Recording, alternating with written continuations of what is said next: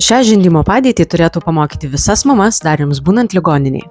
Biologinė, natūrali arba dar kitaip atsilošus – tai bene pati paprasčiausia ir patogiausia padėtis, kurią galima lengvai išmokti. Pradėkite nuo to, kad vaikelį uždedate savo ant krūtinės ir kartu su juo atsilošite atgal. Jei negalite pilnai sėdėti, atsigulus ant nugaros, per šoną vaikelį pasiimkite ir pasidėkite ant savęs. Davus daugiau laiko, vaikelis tikriausiai pats bandytų susirasti krūtį ir pradėti žįsti. Visai kaip iškart po gimimo, vykstant ropojimui link krūties. Vis tik jeigu mažyliui reikia padėti, patraukite jį taip, kad rankos apkabintų krūtį, o burnytė būtų spenelio aukštyje. Tos pusės, iš kurios žindysite, ranka tebūna kaip tvora ir suteikia atramą kūdikio galvytei. Jeigu norisi, priešinga ranka galite krūtį suimti C raide ir ją nukreipti burnytės link. Teoriškai vaikelis pats turėtų ieškoti ir siekti krūties, o ją radęs dažniausiai pats su minimaliomis pastangomis apžioja gerai. Kai vaikelis žinda, po savo pečiu ir svarbiausia alkūne pasidėkite pagalvę ar kitą atramą, kad galėtumėte atsipalaiduoti ir kiek įmanoma pailsėti.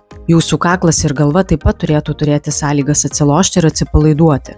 Vaiko padėtis tegul visuomet būna tiesi, pilvas į pilvą su jumis. Tačiau kūno kryptį galite sukti kaip tik norite, lyg laikrodžio rodyklę ir į kairę ar dešinę, taip pat žemyn ar aukštyn. Krūtis apvali, tad jokio skirtumo, iš kurios pusės bus vaikas. Venkite paguldymo šonų, o ypač galvytės pasukimo į vieną ar kitą pusę. Jei žindimo metu nosytė stipriai įsirėmus į krūtį ir jūs neramina ar mažylis gali kvėpuoti, rankos, kuria prilaikote galvytę, alkūnę, nežymiai nuleiskite žemyn. Tokiu būdu nosytė kiek atsilaisvins. Ar esate bandę šią žindimo padėtį? O gal nebuvote nieko apie ją girdėję? Man įdomi jūsų patirtis, pasidalinkite komentaruose.